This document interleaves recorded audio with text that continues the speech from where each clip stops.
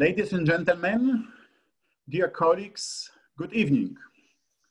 My name is Mateusz Fałkowski and I am Deputy Head of the Pilecki-Institut Berlin and convener of this seminar series. This Pariser Platz seminar is held because of the pandemic, not at Pariser Platz in Berlin, but online. Our distinguished guest, Professor Nick Waxman, is with us from Liverpool. Dr. Piotr Setkiewicz is in Oświęcim, and now I am now in Warsaw. This discussion will be held in English, but we also provide translation into German and Polish. And now for a second, I will tell in these languages how the translation works. And after that, I return to English to introduce our guests and the topic of discussion. Guten Abend. Wenn Sie Diskussion auf Deutsch hören möchten, klicken Sie bitte unten auf den Interpretation-Button, also als Weltkugel abgebildet, und wählen Sie bitte Deutsch aus. Dobry wieczór.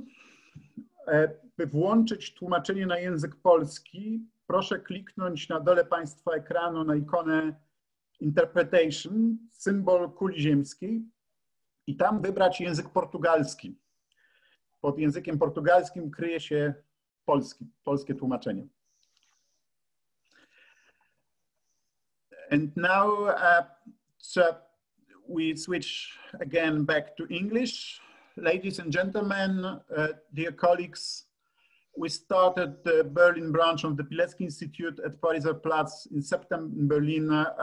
September last year, with aim to provide perspectives on the history of 20th century, in particular to discuss history of Poland and the war. Auschwitz was part of this story, definitely. This Auschwitz camp was the most murderous concentration camp in the Third Reich and the primary location of the Holocaust. Although over time Auschwitz became the site of the systematic annihilation of the Jews, originally this was not the main purpose for its creation in 1940.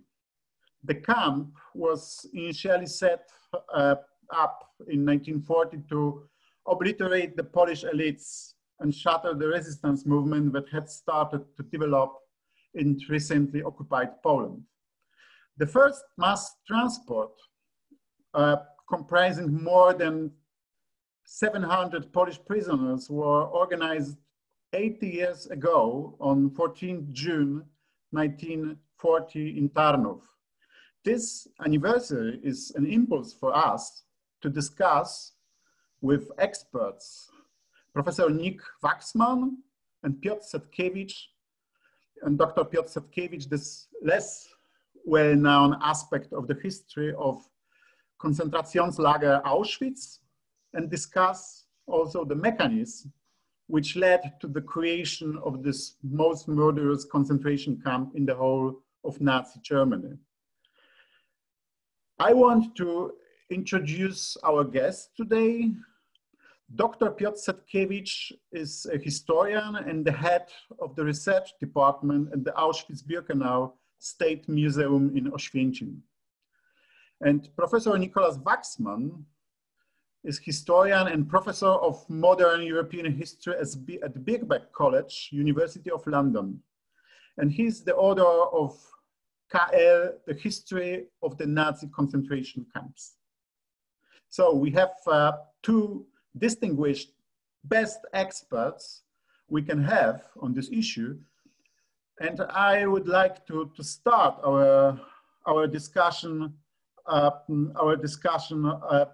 with the question, why? Why was Auschwitz established? Wiesław Kielar, who walked out of Auschwitz alive and wrote memoir Annus Mundi, 5 years in Auschwitz, was exactly in this first train to Auschwitz. Kielar was sent to Auschwitz for his involvement with the Polish resistance. And if in mid-June 1940, the Germans transported a group of 700 prisoners from jail in Tarnów to KL Auschwitz, a newly established camp in Oświęcim. Why there? Why was this camp established?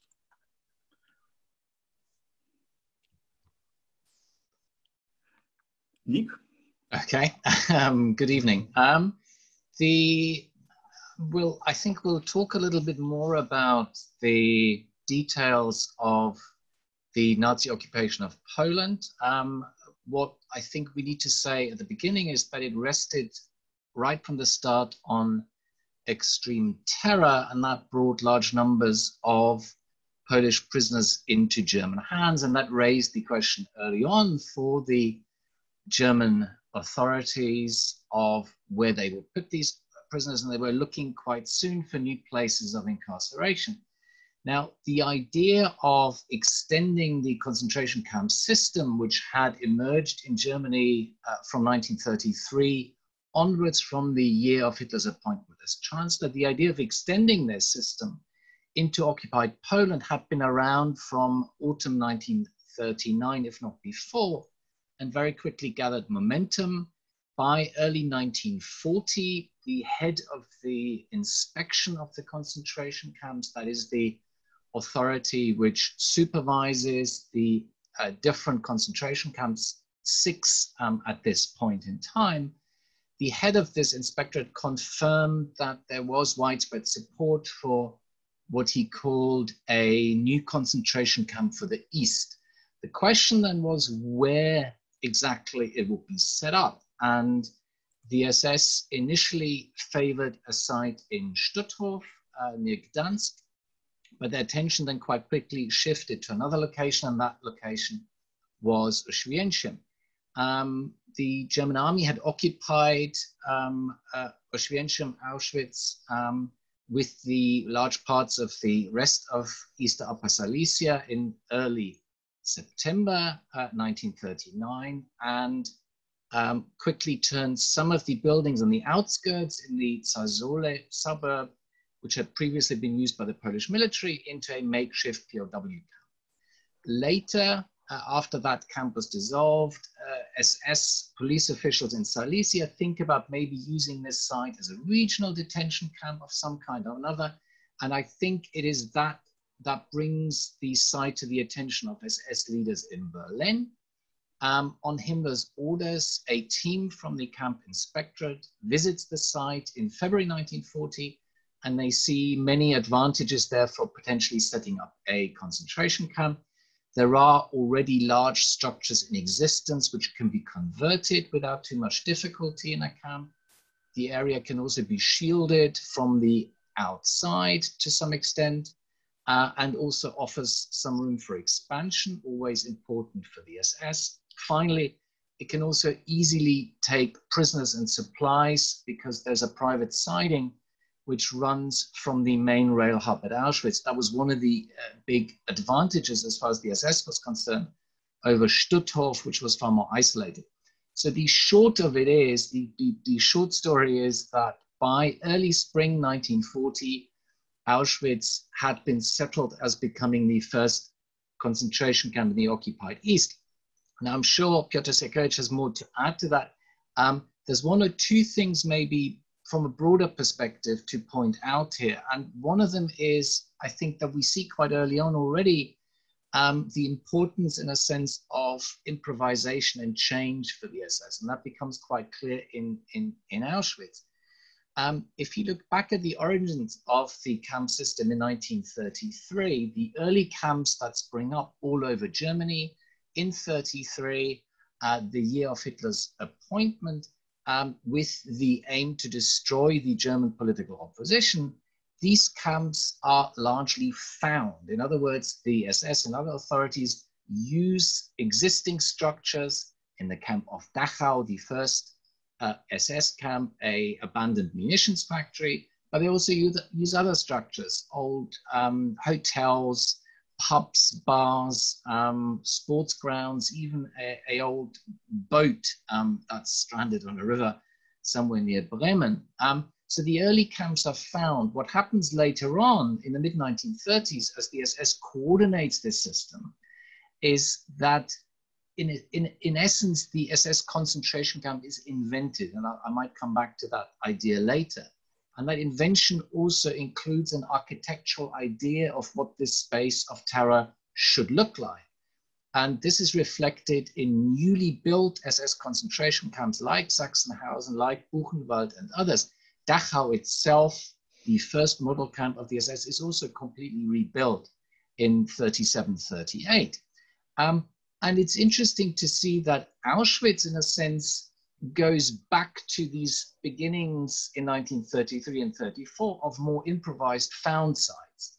The SS does not decide to purpose-build a camp from scratch in occupied Poland in 1940.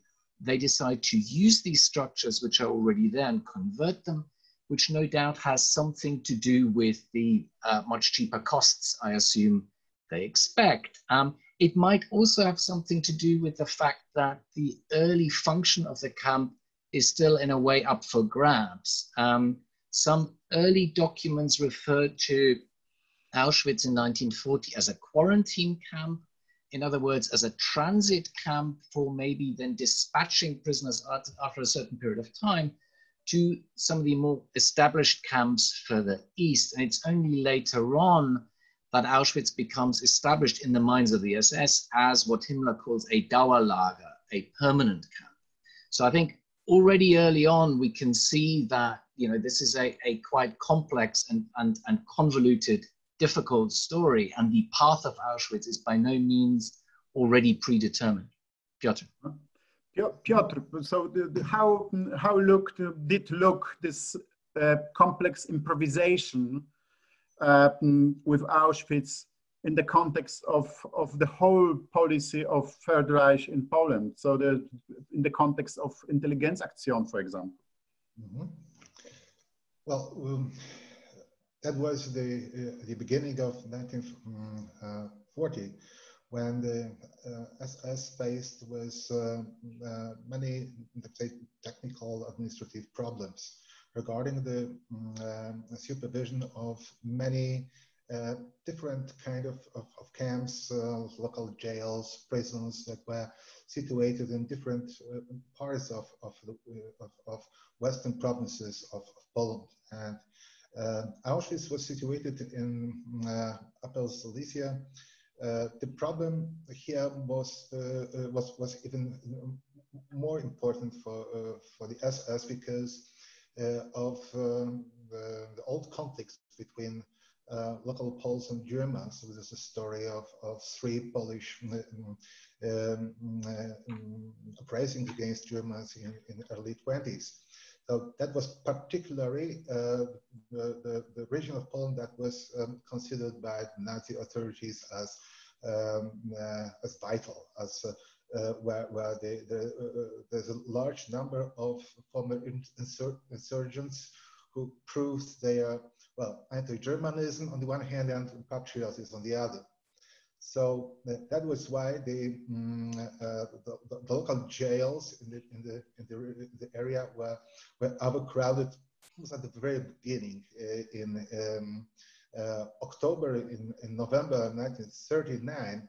We got a lot of reports by the heads of the SS and police authorities in Upper Silesia, the local mayors, the heads of the police, who complained that they got a problem what to do with new waves, new masses of Poles who were to be arrested. So these are the roots or the beginnings of the concept of the quarantine camp. Auschwitz was chosen probably because this solution seems to be cheaper and at the very beginning constitute a sort a new quality in the system of Nazi concentration camps.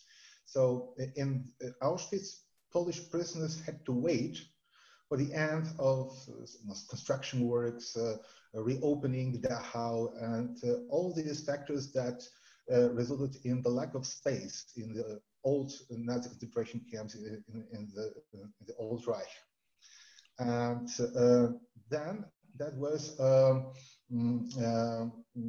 idea to set up a completely new camp that was to be a part of the Nazi system of the concentration camps. The Auschwitz concentration camp Auschwitz should be subordinated directly to Richard Blix and the Inspectorate of Concentration Camps, but not yet as a regular state-run concentration camp, but rather a temporary solution. During the first initial series of negotiations between the SS and Wehrmacht was responsible for the barracks in Oświęcim.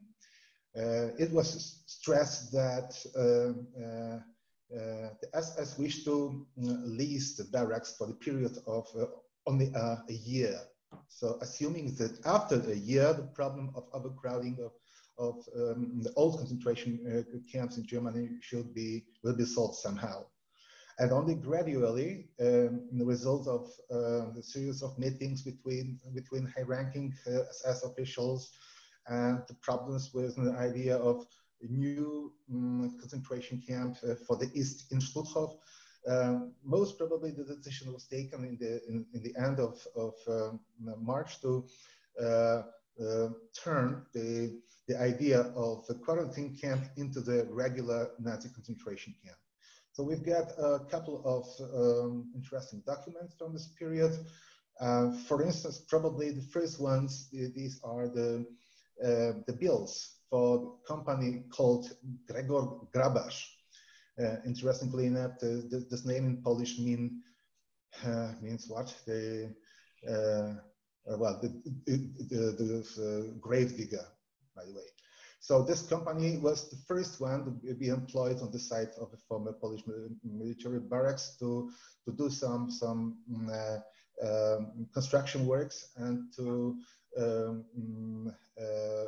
build a fence around the old buildings of barracks and so on. In the middle of April, we've got the final decision and deal between Wehrmacht and SS. From this time on, SS became the legal owner of the land, the barracks and the land around the former Polish military base. And more or less at the same time, in this very day, the SS decided to pay the 2 million Reichsmark for construction work. It was not much. So at the beginning, the camp was to be cheap and intended to accommodate 10,000 Polish political prisoners. Those people who are still waiting for the trip, for the transfer from the Silesian jails to old Germany, to Altreich. And something had happened within the next months when new decisions were taken in order to increase the capacity of Auschwitz up to 30,000 people. And that was something new and something unique in the Nazi system, because the 30,000 prisoners, that meant that there was to be a biggest German concentration camp, bigger than Dachau and other camps. So something had happened, and we believe that the reason was the beginning of the AB action, the new waves of persecutions of Polish intellectuals, Polish elites. That was initiated a few weeks before in the general government. So this wave of terror or persecution affected the Polish people who lived in the central part of the country, between Krakow and Warsaw. So these were probably the people who were to constitute the remaining 20,000 prisoners of Auschwitz. So we get at the beginning 10,000, there's a space for 10,000 Polish prisoners from Silesia and Auschwitz prepared. and then a new order to extend Auschwitz up to 30,000, remaining 20,000 Poles from general government. So that seems to be rather clear from the existing documents and exchanging of correspondence, the declaration of Heinrich Himmler and other officials. So that was the moment when Auschwitz received a bit more money and some more reconstruction materials at the beginning. On the other, we can observe the tendency of the transfer of prisoners between small jails and prisons in Eastern Małopolska or Lesser Poland. That was the area around Tarnów. Tarnów, it was the local center of detention for the Poles from Małopolska together with Krakow. And if you wish to analyze the piece of deportation and the number of people who had been arrested at this time, so until the end of April, the population, the count of prisoners in Tarnów jail was, I would say, limited to it reached over 300 people. And then suddenly we've got a series of 24 transports from local jails to Tarnów, with the increase, total increase of prisoners up to 2,200 or a bit more people. So that was obvious that these people were concentrated there in Tarnów, and they were waiting for transportation to some other place. So it proved to be that this place would be the newly opened concentration camp in Auschwitz. Who were the first prisoners of Auschwitz? So who were in this first transport?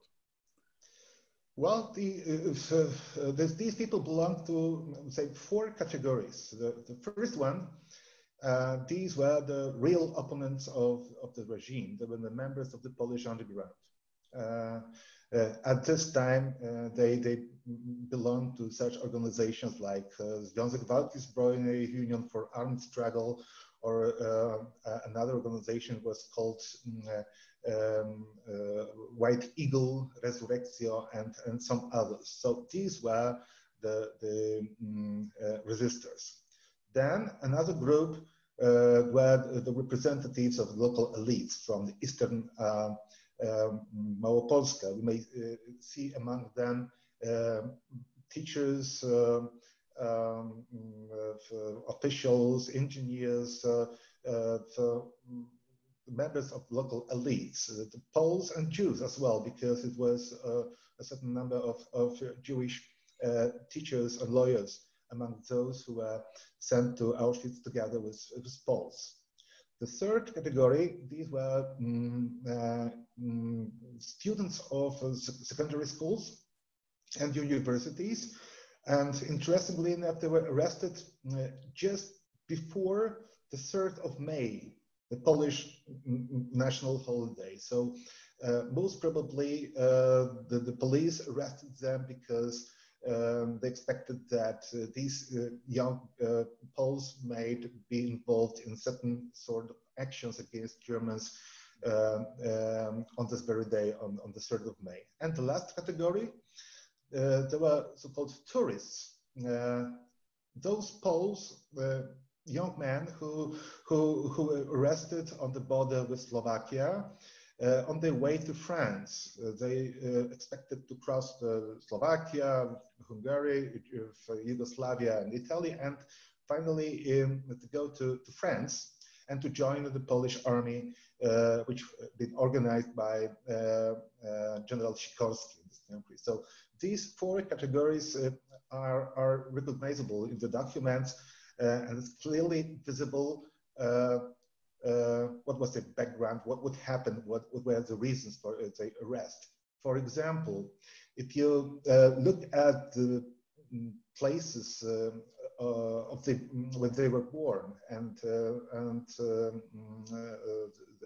places of residence of these people in the camp files, you can easily find that many of them were born and lived before the war in the largest cities in Poland, including Warsaw, Łódź, Poznań, and other places. And they were arrested, interestingly, in Jasło or Sanok, the small towns in the eastern Poland, just by the border with Slovakia. So the question is why they were arrested? Why so many Warsavians and others were arrested there? The answer is simple, in my opinion, because they were volunteers with the Polish army in France. Mm-hmm. We have first question in Q&A question. So Mr. Jeffrey Zimbler asks about 20 Jews who were among the first prisoners. Who are they? Are there photos maybe of them? What was their fate? Well, these were the people who were the part of local elites in Tarnów. That was, for example, a director of the local Hebrew school. That was Mr. Simha, who was author of the wonderful monographic work on the history of Tarnów. By the way, is a very good book, and it was reprinted a couple of years ago. These were lawyers, so these people who probably belong rather to those group of Jews who were assimilated, who belong to the Polish class of intellectuals, rather. Mm-hmm. It's probably kind of, I mean, maybe worth adding a couple of things, kind of just very broadly speaking. We need to bear in mind that one of the aims or one of the key aims of the Nazi occupation of terror of Poland is the destruction of what the Germans call the Intelligenzia, and that includes local Jews, teachers, priests, the nobility, kind of, and army officers and others. It is a kind of catch-all term for anyone whom the Nazi authorities suspect of somehow fomenting the resistance. The essential idea, as far as the Nazi authorities are concerned for the occupation, is to turn the vast majority of Poles into what Himmler calls a leaderless labor class. And in order to make them leaderless, a labor class for the Germans, and in order to make them leaderless, the regime embarks right from the beginning of the invasion and occupation on a policy of systematic mass extermination of anyone suspected of being a ringleader in some way or other of the resistance and of being part of the intelligentsia. That leads to tens of thousands of executions very early on, and it also leads to what we've already talked about, which is the mass arrests which fill up prisons like Tarnów. One of the other striking things, I think, about the first transport from Tarnów is how young the prisoners are. I think these are predominantly, I mean, I think about 3/4 of them are under 30, so these are generally young men. And I think that's the other thing maybe to stress that might not be obvious to those who haven't studied the history of the camp in much detail. For the first long period of the camp's existence until spring 1942, this is a camp holding only male prisoners. So these are only men who are sent to that new camp in Auschwitz. And the overwhelming number of them are, as we've already said, classified by the authorities as Polish political prisoners, and the great majority in the first year. I mean, Auschwitz kind of grows quite quickly. We have two very large transports, deportation transports coming from Warsaw in, I think, August and September 1940, more than 3,000 prisoners. So Auschwitz, this new camp, grows quite quickly, and the great majority of prisoners come from the so-called general government, that is the more eastern part of Nazi-occupied Poland, under civilian administration of the lawyer Hans Frank, as opposed to Auschwitz, which is incorporated into the part of occupied Poland that is supposed to become Germanized, in inverted commas. So that is the difference. The great majority of these early Polish prisoners in Auschwitz come from across the new border to the east from the general government. It is worth stressing, though, again, that though Auschwitz grows, it is in 1940 not yet the camp that holds the largest number of Polish prisoners. We have over, I think, 13,000 Polish men who are taken to Dachau in 1940, and a number of them, as well as some other prisoners, are also taken to Mauthausen. I think 8,000 or so Polish prisoners are taken to Mauthausen, to the subcamp in Gusen, in 1940 as well, where the conditions are absolutely terrifying, with a monthly prisoner mortality, I think in Gusen, that subcamp of Mauthausen, of about 5% in 1940. So it's important, I think, to, in a sense, contextualize Auschwitz or situate Auschwitz, this growing new camp, for destroying the Polish opposition and resistance within that broader network of both Nazi terror in occupied Poland and the concentration camp system more generally. And so after a year, for example, so in 1941, how did this population of camp prisoners look like? So what was any change, or so how many people was there, for example? Okay. Yeah. It's okay. Well, I think I'll leave that up. I'll let Peter go first. Well, at the beginning, the camp was relatively small. That was the constant problem for the administration of Auschwitz, how to acquire more materials for new barracks, and even at the very beginning, the vital problem was the lack of the barbed wire. It's interesting that at the beginning, the Hus was unable to surround more existing barracks and to turn them into for the needs of the concentration camp because of the lack of the barbed wire. And when he was successful in his approach, when the camp was the complex of 20 brick solid buildings that finally eventually be surrounded by the fence, he immediately received this new transports from Warsaw that resulted in rapid growth in the number of prisoners, up to 7,000 in the fall of the year. But more or less at the same time, we can observe a dramatic increase in the number of deaths. And what is interesting, in my opinion, so there was the fact that from the very early stage of planning of Auschwitz, the SS has put into the budget construction of the new stationary crematorium with the one furnace with a capacity of about 100 bodies a day.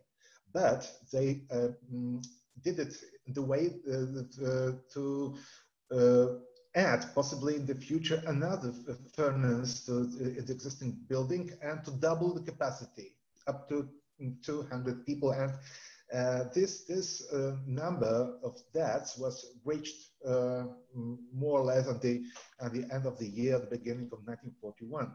So despite the constant transports from all possible jails in occupied Poland, the daily count of prisoners, as far as we can observe it in the documents, was more or less still the same. In the middle of 1941, it was about 12,000 prisoners only. And the situation had been changed. In the spring of 1941 was arrival of people from ENG the gigantic German company which was intended to build a large factory of synthetic rubber and petrol and oil for the German Navy. So that was one of these breaking points in the history of Auschwitz, when suddenly the needs of industry resulted in the increase in the number of prisoners who were transported to the camp. It was the result of the deal between SS authorities and not only Rudolf Höss, but also with Wilhelm Krüger, who was the head of all police and SS forces in general government. Krüger, he promised the IG Farben to send as many Polish prisoners to Auschwitz as possible.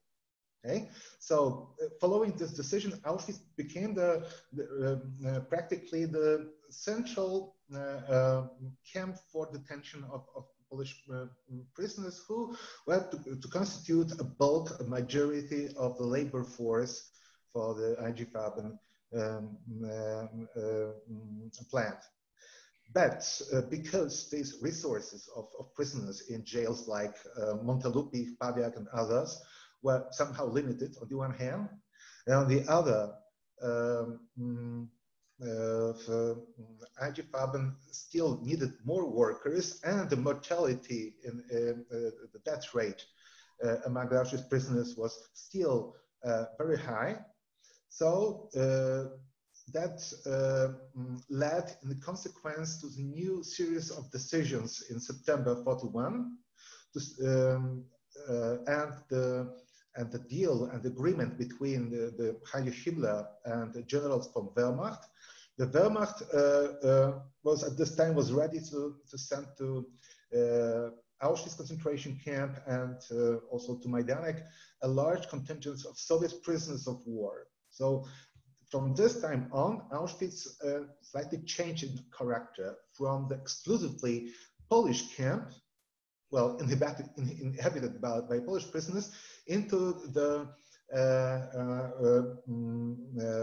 camp for Russian prisoners, and finally, in January 1942, Jewish prisoners, because of the first serious defeat of the German land forces in the Battle of Moscow in December. Months later, Himmler decided that, well, assuming that new masses of Soviet prisoners of war will not be viable in the near future, so I decided to select out from among Jews who are emigrating to the east a sufficient numbers of workers for concentration camps, and that was clearly for Auschwitz and to a certain extent Majdanek too. But that was the story of the great turnover of the point when Auschwitz became, I would say, the international camp with prisoners being sent there from all possible directions, and the camp was primarily Jewish, with the biggest number of Jewish inmates, with extermination facilities, with this gigantic gas chambers and crematoria. Nevertheless, the Poles still constitute a substantial contingent of Auschwitz prisoners, and the highest number was reached in the summer of 1944, after the Polish successful uprising in Warsaw. Many thousand inhabitants of the capital of Poland were sent to Auschwitz. Maybe just a few small things to kind of to tack onto that in a sense. Interestingly, the cooperation with IG Farben kind of from spring, I mean, the arrival of IG Farben in a sense in spring 1941 also means for the SS on the ground, for Höss, that this might be a way to alleviate some of these shortages of construction material, which were mentioned before, through IG Farben. So Höss very much sees this cooperation also as a way of expanding his camp, which was lagging behind through various delays. I think the other point I just wanted to underscore, which Piotr Serkiewicz mentioned, was the fact that a crematorium was built into the plans of Auschwitz from the beginning. So the SS knew very well that this would be a camp which would have a very large number of deaths. I think it's important to see that obviously before the background of the lethal Nazi occupation of Poland, and also I think before the background of the sharp rise in deaths inside the concentration camp system more generally in the early period of the war.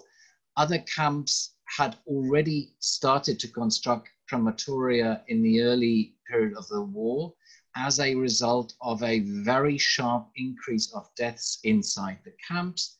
This is Sachsenhausen, this is later Dachau, when it is reopened, it is Mauthausen and others. And the result of that is a significant increase in lethal SS violence compared to the pre-war years as a result of brutalization of war and other factors, and also a sharp deterioration of living conditions. Huge overcrowding across the camp system, mass starvation, disease, epidemics, and so on. And this is what drives death figures to far higher numbers than what we'd seen before the war. And that also influences the thinking of the SS in 1940 to build this crematorium straight away, and then only months later to start pushing for an enlargement of the crematorium. I mean, this is something that continues to go on throughout the history of Auschwitz, essentially the idea that the camp authorities can't keep up with all of the prisoners they are murdering, effectively. So the crematoria is extended in different ways at different times.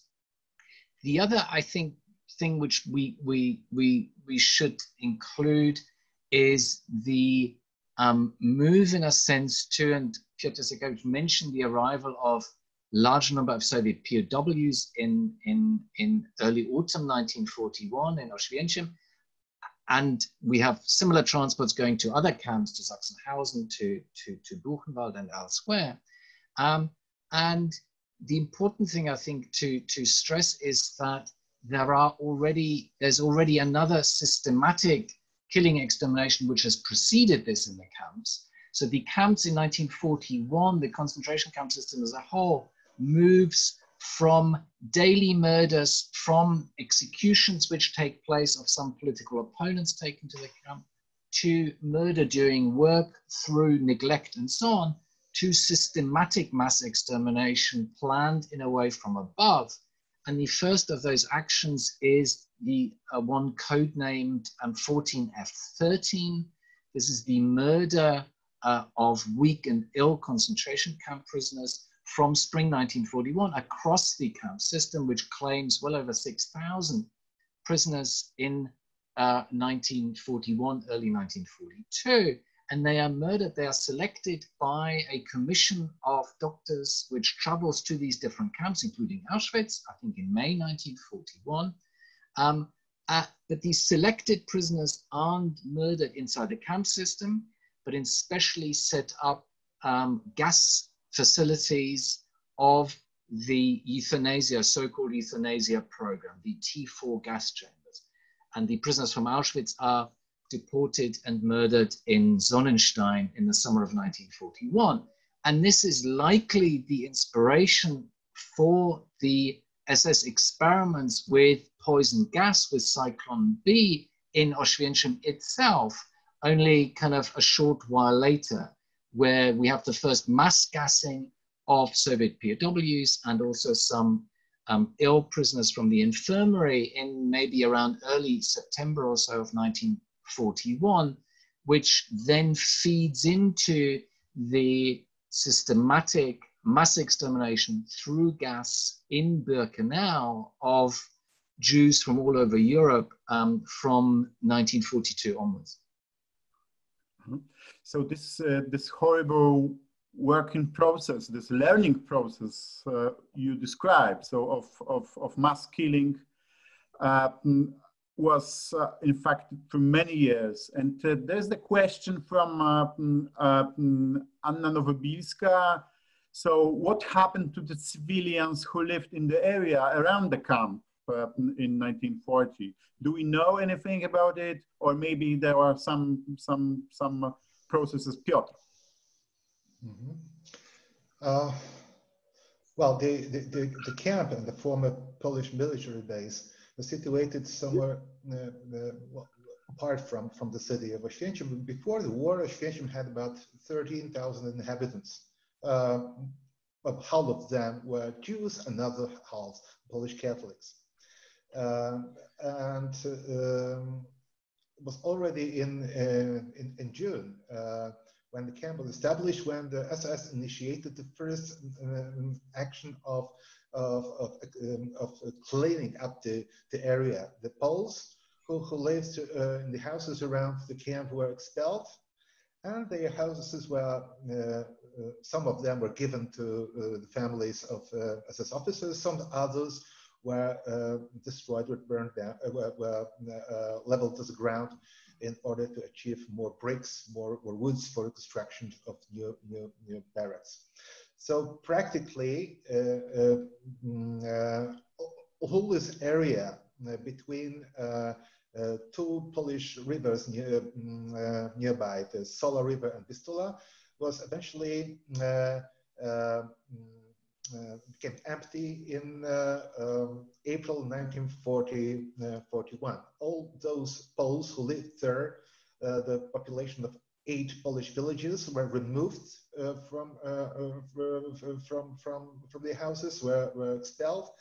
Their property was confiscated, and in this way the SS created so-called Interessengebiet, the zone of interest of the concentration camp. The Poles could live in the town of Oświęcim, which was situated on the other side of a river. So the Poles, the inhabitants of Oświęcim, was, for instance, the case of my grandmother. They could hear from a certain distance sometimes the shouts, the sounds of music, the camp orchestra, sometimes cries, something like that. They could see the flames over the horizon from the chimneys of crematoria, this awful odor of smoke. Practically, they were isolated from the area that was under administration supervision of the SS. There's also the question again from Jeffrey Zimbler. So about the total number of Polish non-Jews who were prisoners in Auschwitz. So do we know anything about this total numbers? Mm-hmm. Well, assuming that we include into the category of Auschwitz victims those people who were brought to the camp only to be killed for execution, and the population of a certain sector of Auschwitz camp for re-education prisoners, Arbeitserziehungslager. So if it put it together, it gives a figure of 140,000 people, Poles, who were the prisoners of Auschwitz. And more or less half of them died in the concentration camp. And what happened to this first prisoners from the first transport? Did some of them survive? Yes, the prisoners, I mean, a number of the prisoners from the first transport survived. Obviously, the death rate was very significant. Within 9 months or so, kind of well over 24, if not more, were already dead, and many more perished in the months and years to come. A very small number of them were released. Those who survived, if they survived, tended to either survive because a few of them escaped, and others were taken eventually to concentration camps deep inside Germany, kind of around 1944, when Auschwitz contracted in the face of the advance of the Red Army and the Auschwitz authorities send more and more prisoners within the camps to camps further away from the front line.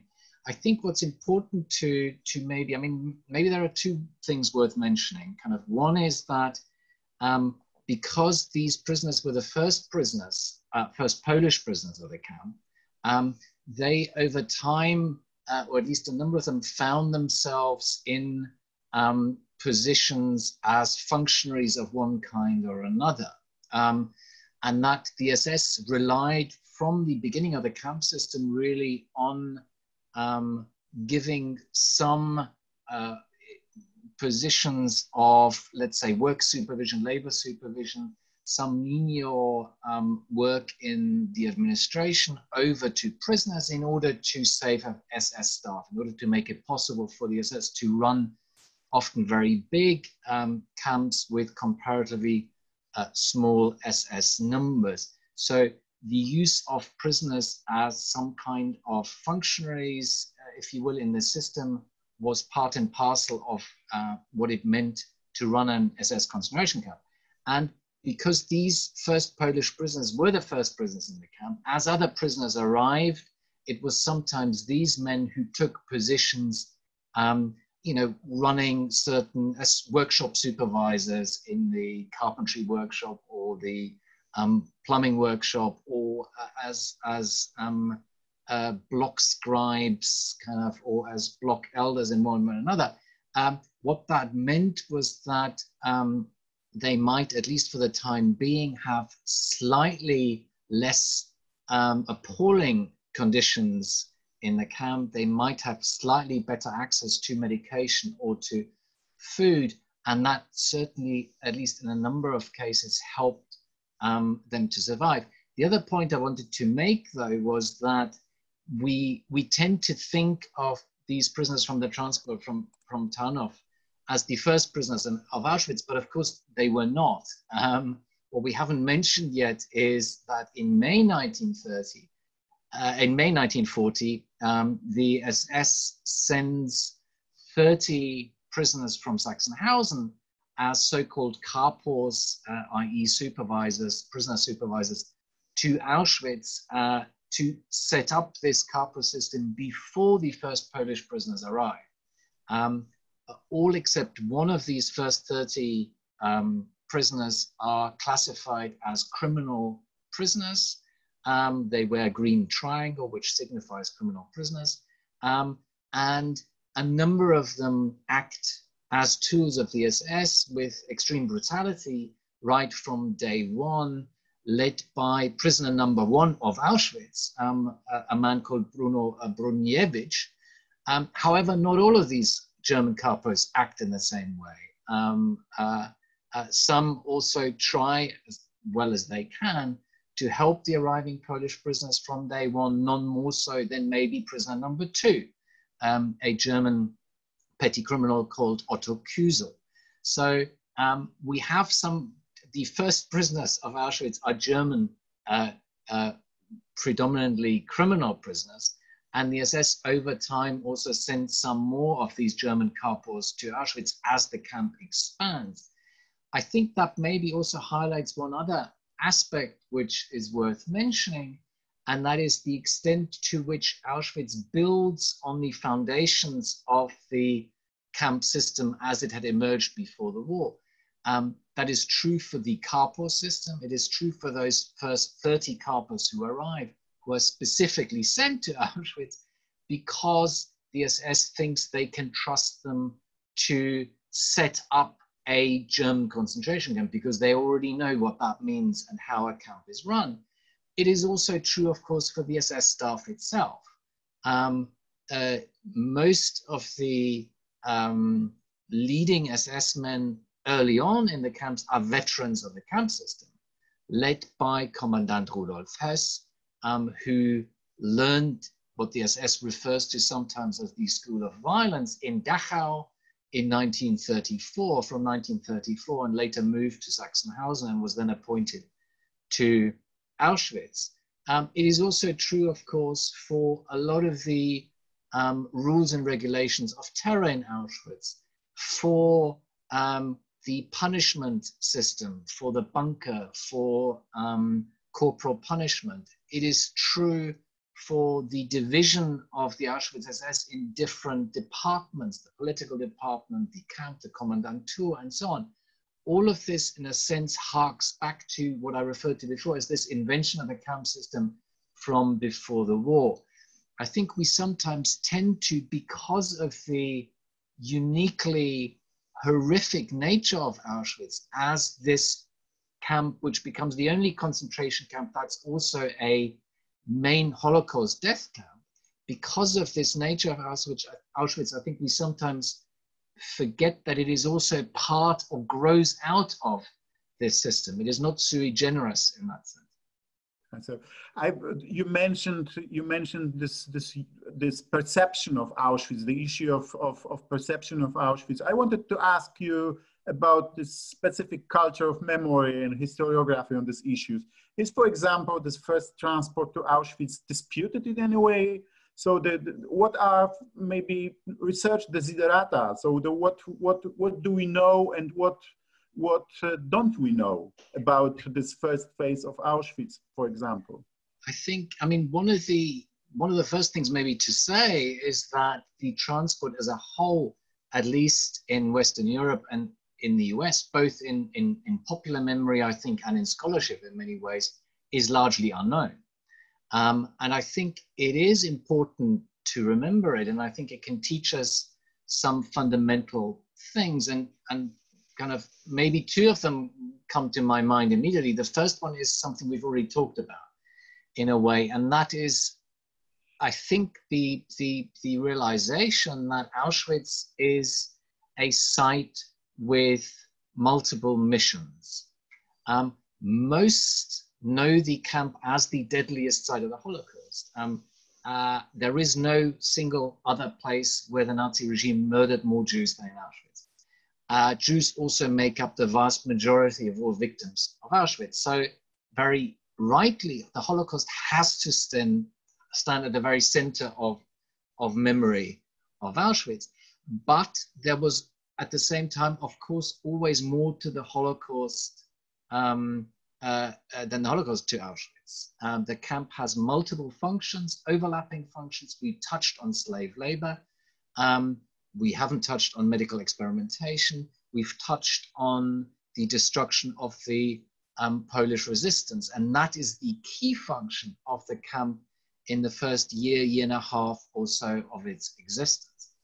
The second point maybe to make is that when we look more closely at the first mass transport of Polish prisoners, we see really clearly something I mentioned right at the beginning, which is this improvisational nature, in a sense, of Auschwitz. The fact that Auschwitz never stands still. If you visit the memorial today, it seems, and I think that is how the camp appears in the minds of many when they think about it, it appears static somehow or still. And to really imagine the past, we have to unfreeze it in some way. And that also means understanding how the camp changed spatially. Auschwitz was one big construction site right from the very beginning. Piotr mentioned the firm of Grabitz. I think there were electricians. And on the very first day in Auschwitz, when this transport from Tarnów arrives, there are electricians, there are carpenters, there are joiners, there are bricklayers from over from a number of different companies. I think I counted more than 200 workers.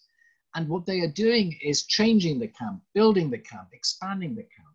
And this is, of course, then a role which is taken over through slave labor increasingly. These private companies, in one way or another, stay around.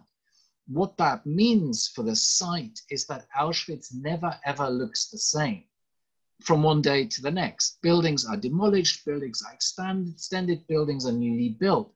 And that becomes very clear if we just focus on this first transport of Polish prisoners, if we focus on prisoners like Wisław Kila.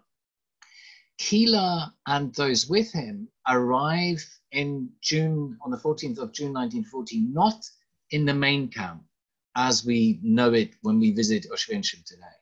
They arrive in a building maybe 400 yards away, which used to at some point belong to the Polish tobacco monopoly and later becomes the SS staff building. Because the main compound isn't even ready. Piotr mentioned the lack of barbed wire. They are then moved to the main compound in July 1940, where some other prisoners from later transports are already held. And at that point, the main camp only consists of 3 barracks surrounded by barbed wire. It then grows, and eventually we have 20 barracks in the main camp. But these barracks themselves change as well.